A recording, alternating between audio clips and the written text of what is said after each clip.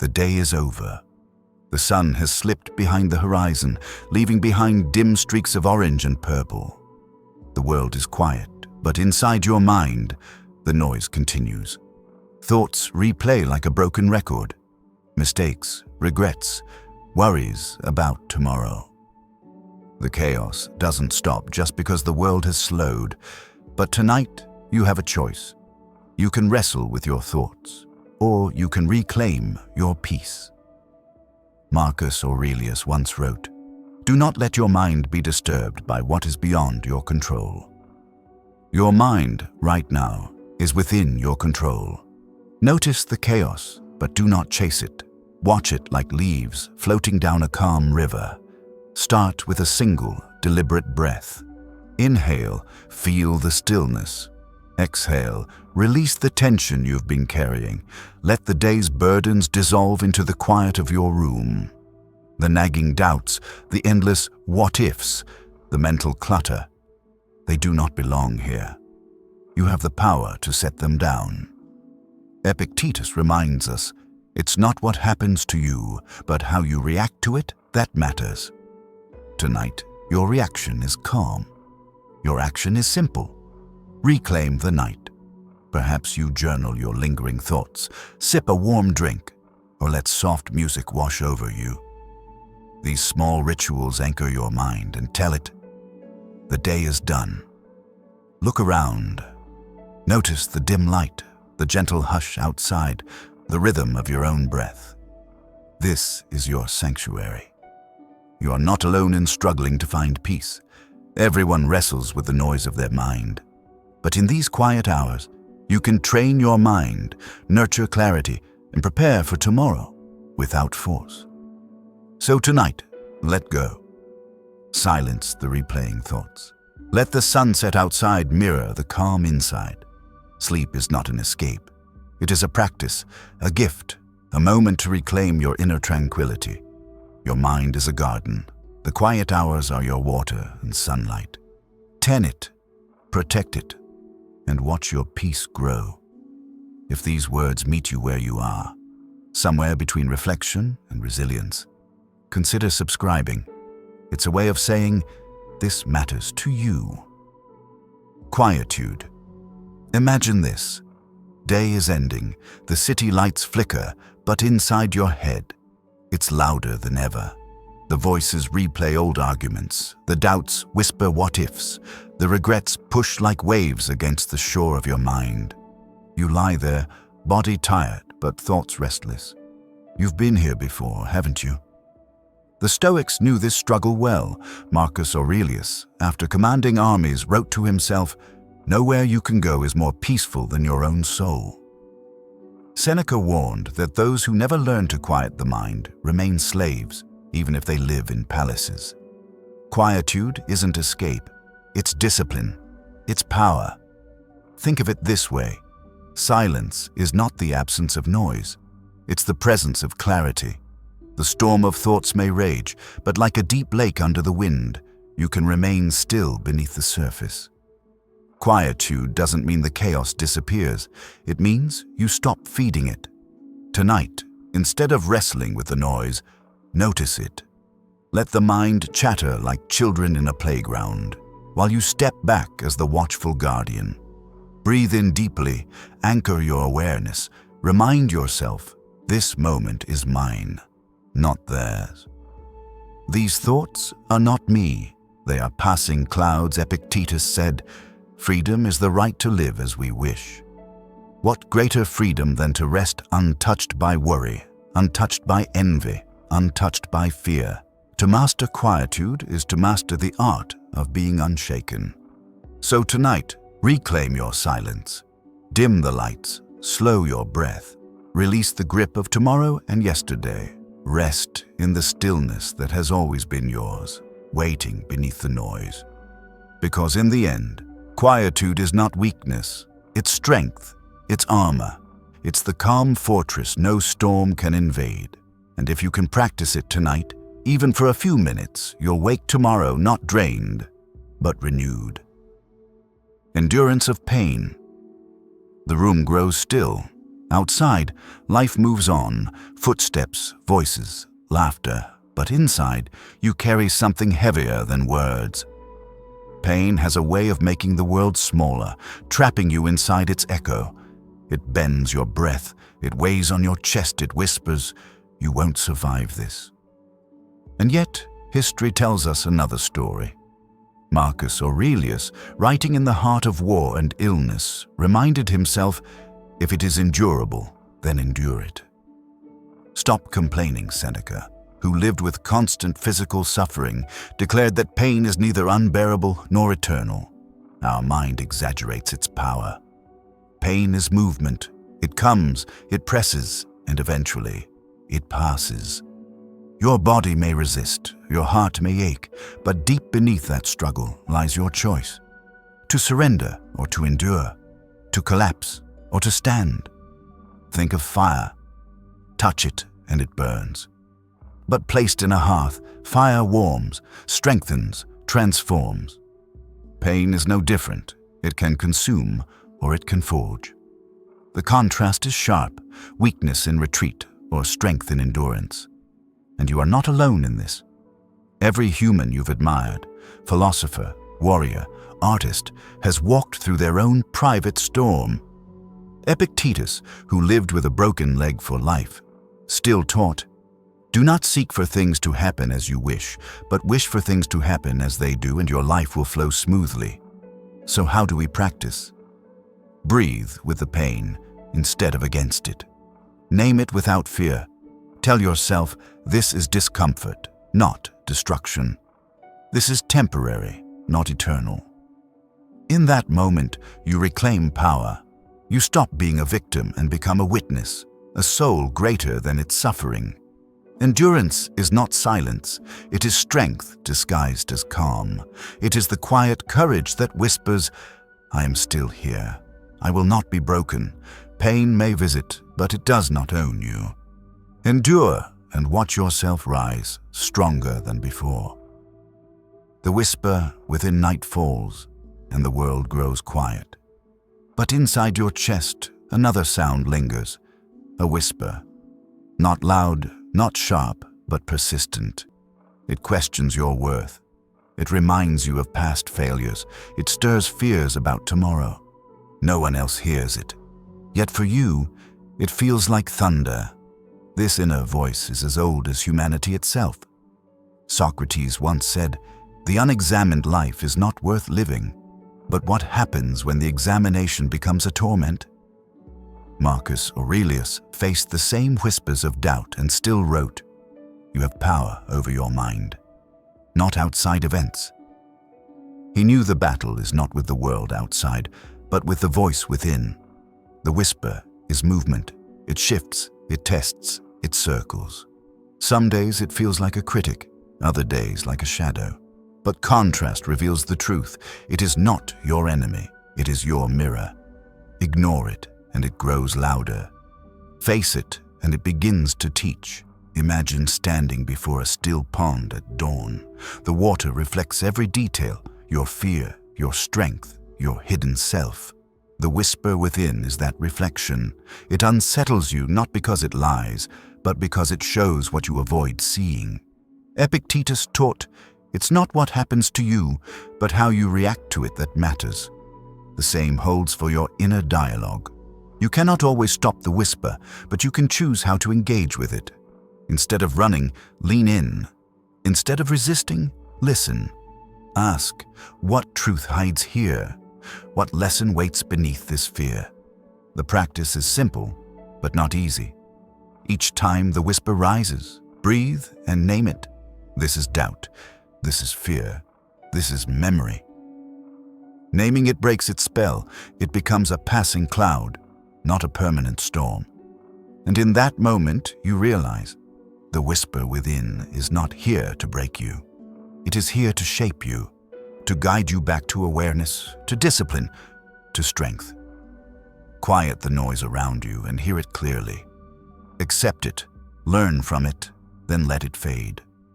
Because the true self, the deeper self, speaks not in fear, but in calm.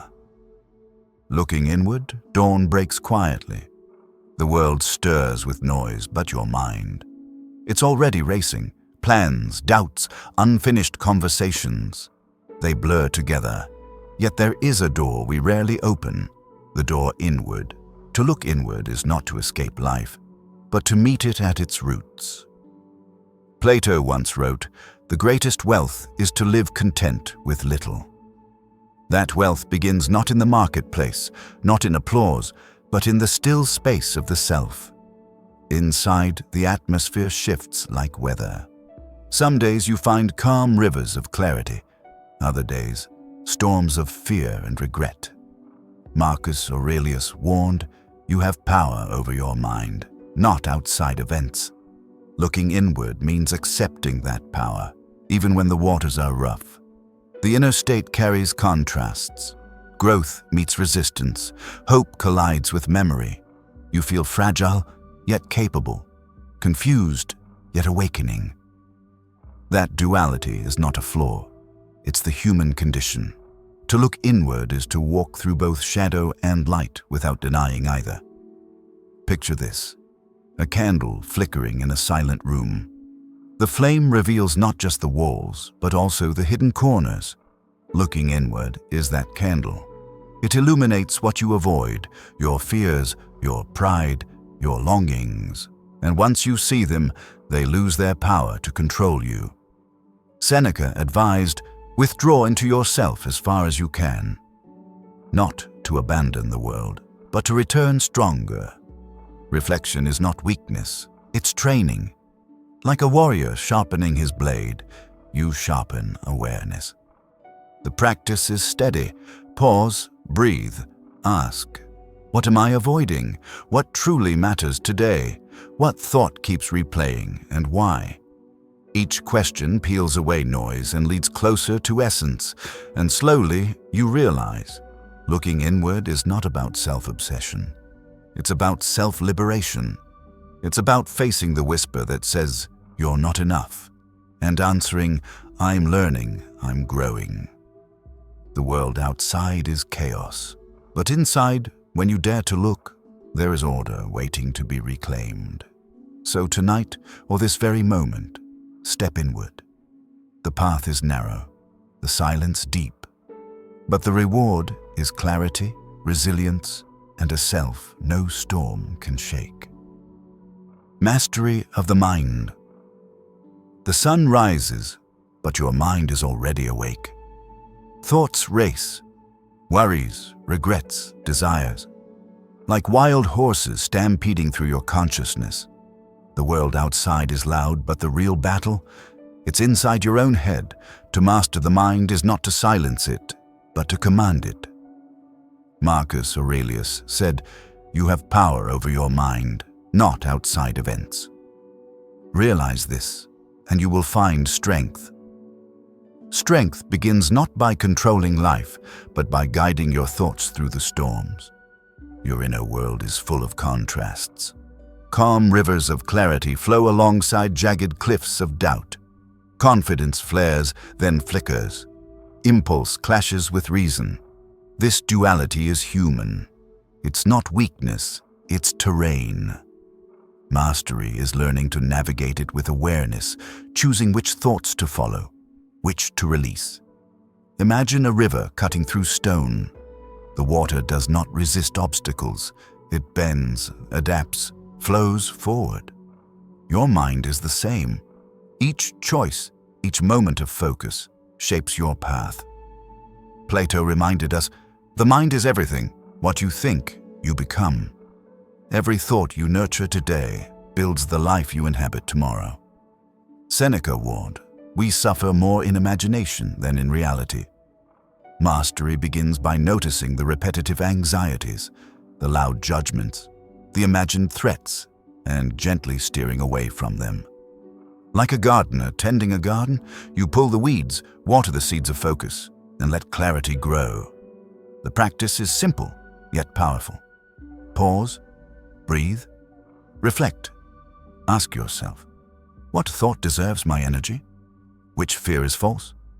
Which judgment is unnecessary? Every pause, every deliberate choice strengthens the mind's resilience.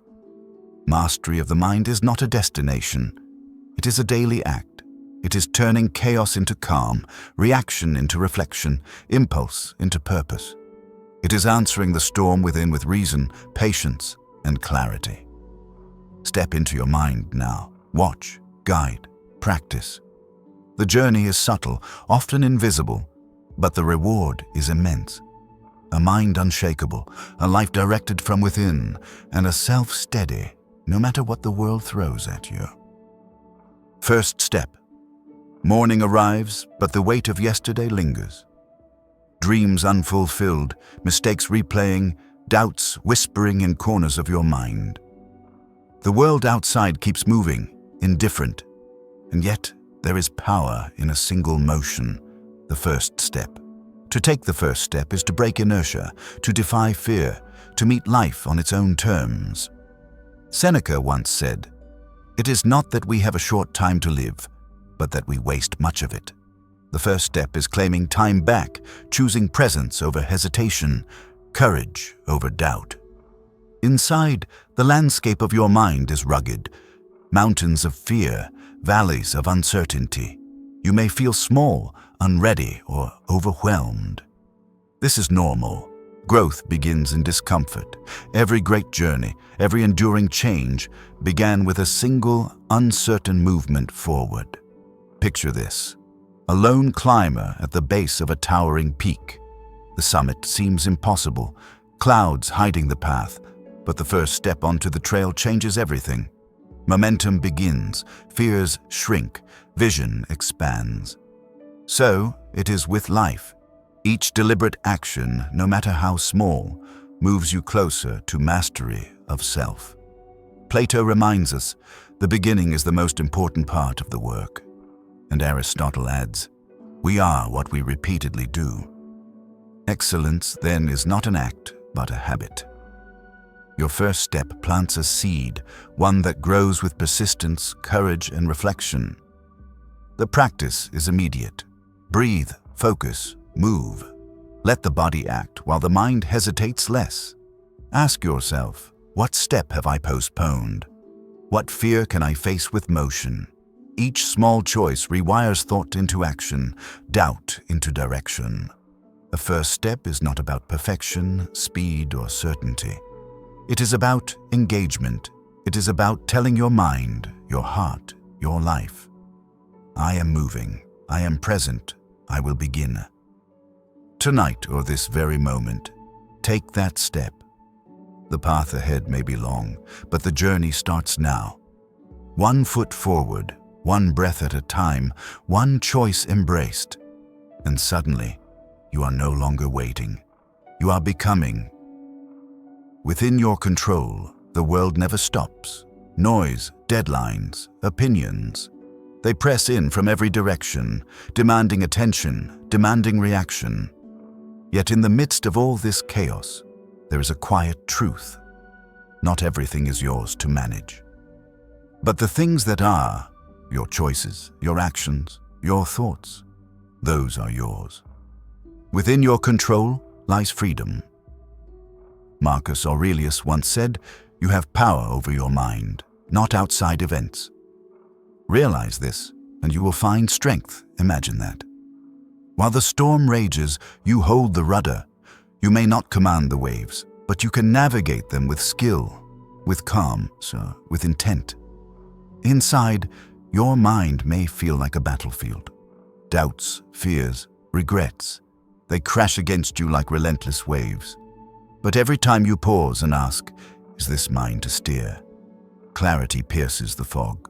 Your emotions, your reactions, your choices. These are the sails you can trim. Everything else? Let it wash away. Picture a lone sailor at sea. The storm howls, the waves strike, lightning splits the sky. Yet the sailor adjusts the sails, shifts the rudder, presses on. That is mastery. That is within control. Epictetus reminds us, it's not what happens to you, but how you react to it that matters. Your power is in your response, in your deliberate actions, in your calm in the midst of turmoil. The practice is simple, yet profound. Pause, breathe, Ask, what is mine to guide? Release the rest. Step with intention. Choose your words. Act with purpose. Each choice is a reclaiming of energy stolen by worry, fear, and frustration. To live within your control is to reclaim freedom. It is transforming anxiety into clarity, chaos into focus, turbulence into steady motion. The world will roar, but your mind, your choices, your calm, these are unshakable. Tonight, or this very moment, take that step. Let go of what you cannot change. Own what you can. The storm will continue, but you, the captain of your mind, remain unbroken, unbowed, unstoppable. Know yourself. The world will try to define you. Labels, expectations, comparisons. They come from every side, whispering who you should be. But the first step toward freedom, toward mastery, is deceptively simple. Know yourself. Socrates said, "The unexamined life is not worth living." Think about that. Every choice you make, every path you follow, begins with understanding who you truly are beneath the noise. Not the persona you show, not the mask the world demands, but the raw, unfiltered self. Inside, it is rarely calm. Thoughts collide, memories tangle, desires conflict with fears. You may feel lost, unsure, even afraid. But the act of turning inward is powerful. Each moment spent in reflections peels away illusion. Each question asked, who am I? What drives me? What do I truly value? Is a lantern lighting the corridors of your mind. Picture a mirror in a dark room. At first, it shows shadows, flickers, vague shapes. But as you study it, as you lean in with honesty, the reflection sharpens. Every strength, every flaw, every hidden motive becomes visible. You cannot change what you cannot see. Self-knowledge is the key. Epictetus reminds us, no man is free who is not master of himself. To know yourself is to master yourself. It is to see the impulses, the anger, the pride, not to be enslaved by them, but to guide them. It is to meet your inner world, shadow and light, without flinching. The practice is deliberate. Pause, reflect, journal, question, meditate. Each action, small but persistent, unveils a layer of truth. Each moment of honest reflection strengthens your compass, so when the world pulls, you move from clarity, not chaos. Tonight, or in this very moment, take that first step. Look inward, ask the questions that matter. Face the parts of you that are uncomfortable, unseen, or denied. The world will continue its noise, but you, anchored in self-knowledge, will navigate it with wisdom, courage, and unwavering direction. Naming feelings. We often get swept away by our emotions, anger, fear, envy, joy, without really seeing them. They surge, ripple, crash. And yet, the first step to mastering them is surprisingly simple. Name them. Socrates taught, know thyself. And part of that knowing is recognizing what stirs within you. Not judging, not pushing away, just seeing. Anger isn't your enemy. Confusion isn't a failure. They are signals, messages from your mind and body. Give them words. Say, this is anger. This is fear. This is frustration. Imagine a storm at sea. Waves crash, winds howl, lightning splits the sky. Naming your feelings is like dropping anchor in that storm. The chaos still exists, but now you are not drifting. You are grounded. Marcus Aurelius reminds us, you have power over your mind, not outside events. Naming feelings gives you that power. Inside, emotions carry contrasts. Fear can coexist with courage. Sadness can meet gratitude. The duality is human. It is life. To name your feelings is to hold space for them, to see them clearly without being consumed. The practice is simple but deliberate. Pause, breathe, and ask, what am I feeling right now? Where is it coming from? What does it want me to notice? Writing it down, speaking it aloud, or simply acknowledging it in silence, each act is a step toward mastery. Epictetus said, "It's not what happens to you, but how you react to it that matters." Naming feelings transforms reaction into choice. It turns instinct into awareness. It transforms chaos into understanding. Tonight, or this very moment, give yourself that gift. Name what stirs within. See it, embrace it, and move with it consciously. The world outside may remain unpredictable, but inside, when you can name your feelings, you gain clarity, calm, and control. Mind and brain. The mind races, the brain calculates, and the world pushes chaos from every direction. Thoughts collide, decisions tangle, emotions flare. And yet, there is a quiet power in understanding the relationship between the two, mind and brain. Plato once reflected, "The first and greatest victory is to conquer yourself." Mastery of the mind begins by observing it, not suppressing it, not running from it, just watching. Your brain throws impulses, memories, and instincts at you like a storm of arrows. Your mind chooses which to catch, which to release. Picture a library in turmoil. Books scatter, pages flutter, some fall to the floor. The brain is the scattered library. The mind is the careful librarian, sorting, choosing, and making sense of the chaos. Seneca advised, "We suffer more often in imagination than in reality." By observing your thoughts, the mind separates imagined threats from real ones, turning panic into clarity. Inside, contrasts exist. Impulse meets restraint. Desire meets wisdom. Fear meets understanding. A healthy mind knows this duality is not weakness, it's intelligence in motion. The practice is deliberate. Pause, notice, question. What thought dominates? Which impulse is loudest? Which memory pulls at my emotions? Naming and observing each sensation transform automatic reaction into conscious action. Epictetus reminds us, "No man is free who is not master of himself." Awareness is freedom. Movement matters. Brain activity may be automatic, but the mind's practice is intentional. Writing, meditation, reflective questioning. Each act is a gym for mental strength. Over time, the storm quiets. Clarity grows, decisions sharpen. The world remains unpredictable, but the mind learns to navigate it with calm, focus, and agency. Tonight, or this very moment, remember, the mind does not control the world, but it can master itself. And in that mastery lies freedom, resilience, and the power to respond rather than react. Writing that flows. The page is blank, silence stretches like a vast sky. Yet inside, thoughts race, images collide, emotions stir, a tempest waiting for form. Writing that flows is not just words on paper, it's the river of the mind finding its course. Marcus Aurelius observed, "Everything we hear is an opinion, not a fact.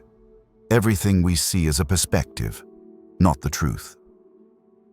Writing is your chance to sift through the noise, to uncover perspective, and give shape to truth. Each sentence is a bridge between chaos and clarity.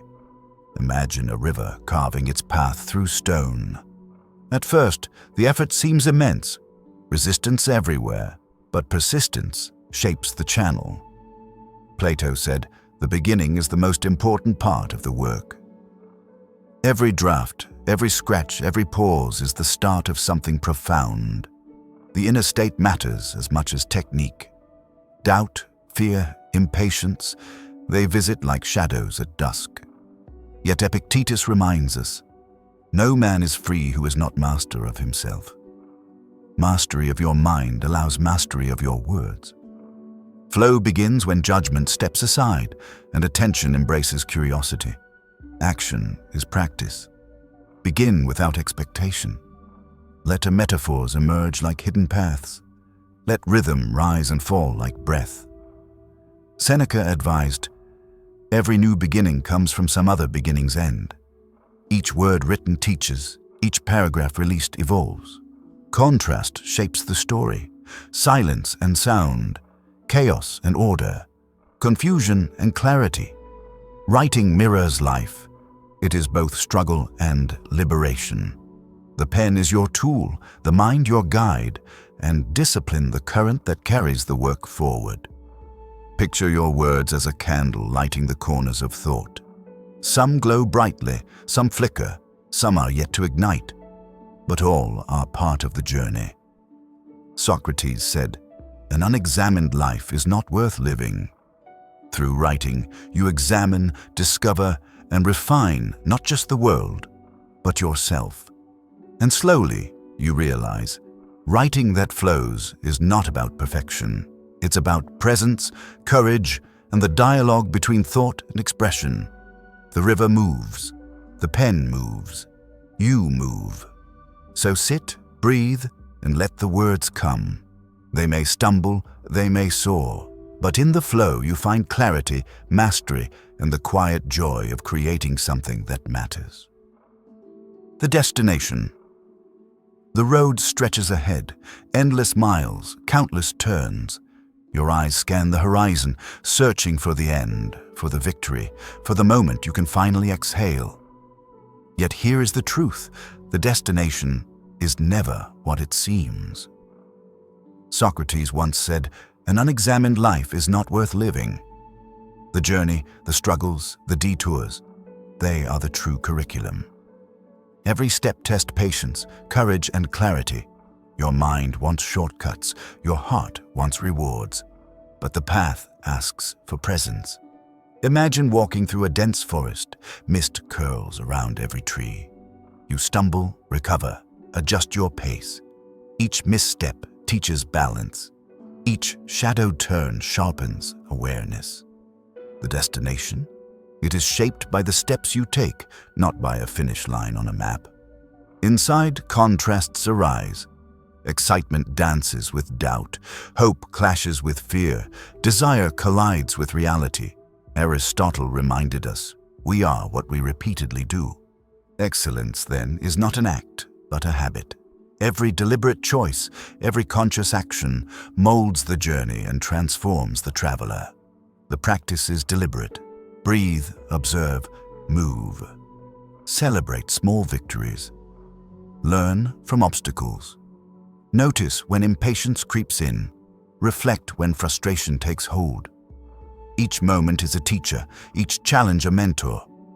Marcus Aurelius said, "The impediment to action advances action.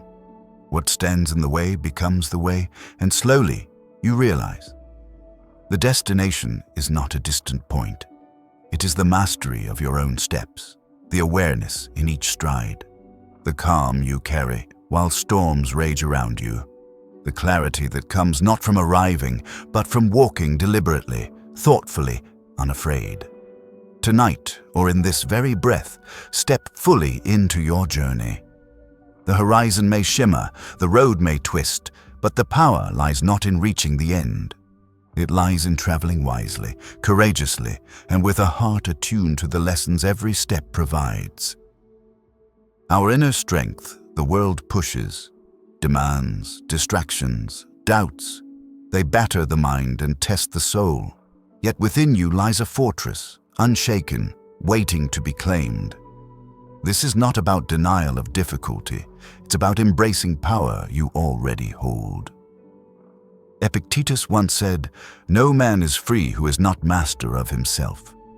Your inner strength is not in controlling others, but in commanding your own thoughts, reactions, and choices. Every challenge that rises before you is a mirror, reflecting the courage, patience, and wisdom you carry silently inside. Picture yourself at the edge of a stormy sea. Waves crash, winds howl, the sky darkens. Most see chaos. You see a test, an opportunity. Marcus Aurelius reminds us, you have power over your mind, not outside events. Realize this, and you will find strength. Strength is not the absence of struggle. It is the presence of calm amid turbulence. The inner state is layered. Fear may whisper, doubt may press, pride may tempt. Yet every moment you notice, you practice resilience. Seneca taught, difficulties strengthen the mind as labor does the body. Each setback is a teacher, each trial a gymnasium for courage. Action is essential. Strength grows when you pause, reflect, and then act with purpose. Name your fears. Confront your limitations. Choose endurance over surrender. Aristotle reminds us, we become brave by doing brave acts. Courage is cultivated moment by moment, decision by decision. Imagine a candle lit in a dark chamber. Its flame does not push back the night entirely, yet it illuminates the path. Your inner strength is that flame, small, steady, yet capable of guiding every step forward. And slowly, you recognize, the fortress was always within. You were never powerless. You were only untrained in noticing the depth of your own resilience, patience, and quiet bravery. So today, now, in this breath, step into your strength. Face the storm, embrace the challenge, and carry the unshakable calm that defines a mind mastered, a spirit awakened, and a heart unbroken. What truly matters? The noise of life is relentless. Messages ping, deadlines loom, opinions clash. But amidst the chaos, one question rises above all. What truly matters? Not fleeting likes, not hollow praise, not things that vanish with time. What anchors your life is far deeper. Marcus Aurelius once reflected, "Love only what happens to you and is spun with the thread of destiny." True significance is not in what you chase externally, but in what you nurture within. Your values, your choices, your integrity, these are the quiet pillars that outlast storms. Picture a garden in early morning light. The weeds of distraction crowd the soil, yet the roots of virtue grow steady and unseen. Plato said, "The first and greatest victory is to conquer yourself." Every act aligned with your true principles is a victory over chaos, over fleeting desire, over noise that seeks to pull you astray. The inner state carries contrasts. Urgency fights patience. Ambition collides with presence. Yet clarity comes when you ask, does this moment, this action, this thought align with what truly matters? Epictetus reminds us, it's not what happens to you, but how you react that matters. The world can roar, but you decide what gains weight in your life. Action is simple yet profound. Pause, reflect, prioritize. Let go of what offers no meaning. Seneca taught, he is most powerful who has himself in his own power. By focusing on what truly matters, you reclaim control over time, energy, and heart. Imagine a candle illuminating a room. Its glow doesn't chase every shadow, but it highlights the path. Your focus is that candle, letting light fall only on what deserves it, leaving the rest in quiet irrelevance.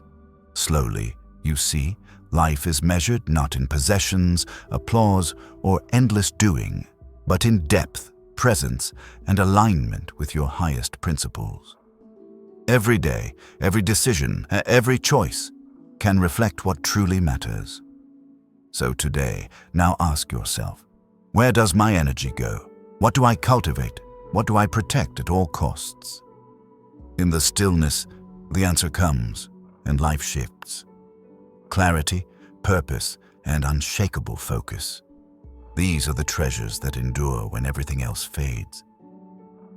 Conclusion. As the day folds into evening and shadows stretch across familiar spaces, a quiet moment emerges. Here, amid the residue of activity and thought, there is a rare invitation to pause, to breathe, to witness the motion of your own mind. The world outside clamors with endless demand, its noise, its urgency, its distraction. But within, there is a sanctuary. Marcus Aurelius reminds us, you have power over your mind, not outside events, Realize this, and you will find strength. This power is not granted, it is claimed. It is the product of deliberate practice, attention, and the courage to confront both thought and sensation. To act is to anchor consciousness. Do not drift passively into memory, longing, or fear. Engage instead with the present, the rise and fall of your chest, the subtle weight of your hands, the tension gathered in shoulders and back. Epictetus, once a slave and forever a sage, counseled, "It's not what happens to you, but how you react to it that matters." Here lies the distinction between instinct and response. Instinct is reflexive, reactive, brief. Response is measured, intentional, informed by observation and reason. Through deliberate attention, the mind becomes a sanctuary rather than a battlefield. Begin with the body. Feel each muscle, each nerve, each pulse of circulation. These are the archives of experience, the echoes of everyday's friction and friction-less joys.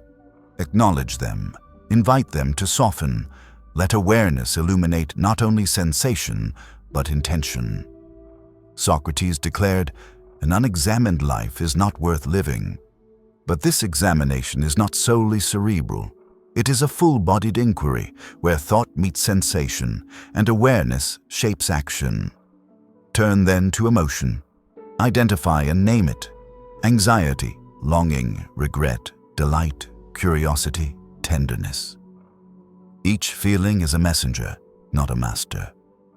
Seneca reminds us, we are more often frightened than hurt, and we suffer more in imagination than in reality. Observe emotions without surrender, without indulgence. Let them move through you, teach you, and release you. In doing so, you cultivate a mind that is resilient, flexible, and unwavering amidst life's turbulence. Contrast sharpens understanding. Note how hope collides with fear, how frustration meets clarity, how doubt coexists with conviction. Each duality offers insight. Epictetus wrote, "Difficulty shows what men are. Challenges polish character. Pain and ease, joy and sorrow, are the dual forces through which the soul is tempered. By leaning into the friction, not fleeing from it, you discover a core unshaken by circumstance, a citadel of reason and clarity." Language guides thought. Speak inwardly with precision. Use action words, reclaim, release, breathe, focus, observe, illuminate. Let each verb ripple through mind and body. Feel the inhale filling lungs and awareness. Notice the exhale carrying away tension, imagined fears, and old narratives. Plato envisioned a soul in harmony with reason, like an instrument carefully tuned. Your practice, daily and deliberate, achieves the same. Harmony through attention, discipline, and reflection. Time teaches through repetition. Aristotle insisted that virtue is formed by habit, not revelation. Every choice, every pause, every deliberate reflection constructs the scaffolding of character. Attend to these small, consistent actions. They accumulate into resilience, wisdom, and clarity. Yet mastery is not isolation. Engage with the world consciously, allowing action and reflection to coexist. Walk among others with discernment, perform duties with awareness, pursue ambitions with steady focus. Here, contrast becomes opportunity. Calm yet alert, relaxed yet ready, compassionate yet discerning. Seneca reminds us, associate with those who will make a better man of you. Curate your outer world as carefully as your inner one. Each is a reflection of the other. Metaphor illuminates abstract understanding.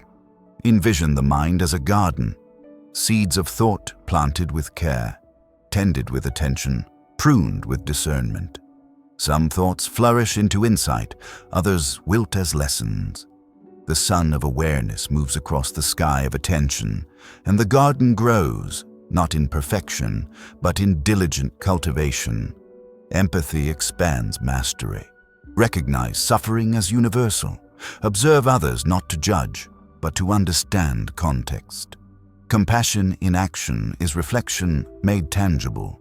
Your inner calm becomes a balm, a steady presence in a chaotic world. Plato emphasized interconnection. Virtue thrives in relation, not isolation. Ultimately, the mind itself is a practice ground. Daily challenges, desire, distraction, disappointment, delight, serve as teachers. Respond with attention, act with awareness, inhabit both body and thought with conscious choice. Marcus Aurelius exhorted, "Waste no more time arguing about what a good man should be. Be one, embody the practice, let internal mastery manifest in external integrity in actions, words, and presence. As night deepens, return inward, acknowledge victories, missteps, and revelations alike. Each reflection is a stone in the foundation of your inner citadel. Breath steady, awareness sharp, compassion unwavering. Here lies true mastery. Tomorrow brings new tests and triumphs.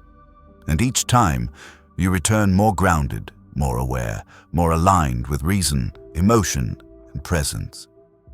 The path is neither linear nor simple. It demands patience, courage, and repetition. Yet every pause, every breath, every deliberate act of observation leads to mastery. A life aligned with reason, tuned to emotion, anchored in presence. With each choice, you reclaim dominion over mind and body, over thought and sensation, over the relentless tides of circumstance. Let this reflection live within you. Let it guide hands, words, gaze, and posture. Let it remind you the world will not pause. Time flows, moments vanish, yet inside, a sanctuary awaits cultivation. Tend it, protect it, master it. And in doing so, craft not merely survival, but a life imbued with enduring wisdom, presence, and tranquility. Even your struggles and your unfinished edges hold meaning. When silence settles and the noise of the day fades away, what remains isn't how much you achieved, it's the truth of who you are. That return, again and again, is what real alignment feels like. A steady homecoming to yourself, free of guilt, free of judgment, touched with kindness. You don't have to untangle every problem before sleep. You don't have to carry the whole world to bed with you. All that's asked is a gentle turning inward, with honesty, with softness, with no demand for perfection. This is the peace the Stoics cherished. Not flawless living, but present living. And if, even for a breath, you sense that presence with us, know you're already walking the way. If this moment of quiet helped you loosen your breath or soften your mind, then let the next step meet you where you are. Thank you for sharing this reflection through Stoic Journal. Your presence here matters more than words can hold. Until we meet again, stay steady, stay kind, and let the wisdom stay nearby.